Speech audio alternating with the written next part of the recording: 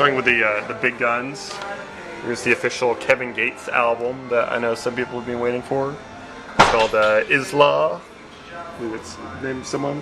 Yeah, this guy's it was garnering some attention. I definitely have ordered his mixtapes in the past for the store just because people have been asking for it. So curious, he did get into somewhat of a strange scandal last year that I feel like might impact the sales of this, but don't even know how much I should go into that.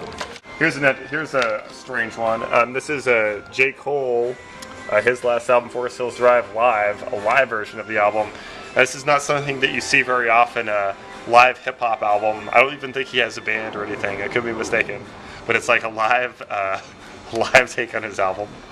So, J. Cole is kind of a super popular name these days. So. This we just got in yesterday.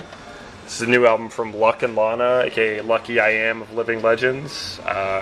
His new sort of experiment with EDM music, sort of like a blend between hip-hop and EDM stuff. It's got some cool people on it. There's a track with A$AP Rock and Del the Funky Homo Sapien on here. And, D Styles is doing a lot of cuts on this, which is always a good sign in my book. And who produced it?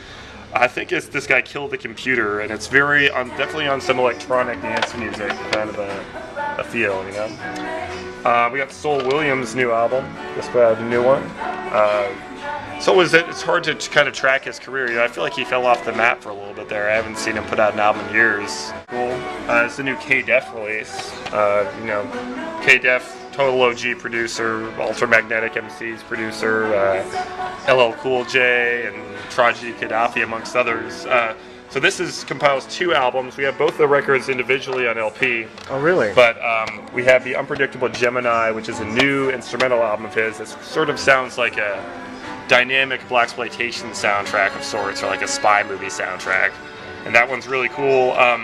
This one was also very interesting. This is The Way It Was, and this is just instrumentals of his from the 90s that never really made the cut or was kind of excluded. And I'll tell you, Billy, you would actually find this really interesting, because when I was listening to it, I feel like hip-hop heads that listen to this The Way It Was are going to find it really interesting, because the liner notes say where the tracks are from or what they were excluded from. And there's there's one jam on here that was supposed to make it to the Return of the Boom Bat LP, like RS1.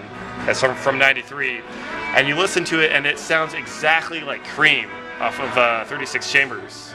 It's like the same sample flipped almost exactly the same way. And you can tell that probably, that dropped in 93 too, right? So you can tell probably the album came out just before they were going to put out the Return of the Boom Bap or something. And they're like, oh man, can't do it. So there's a couple of songs like that, It's always pretty cool.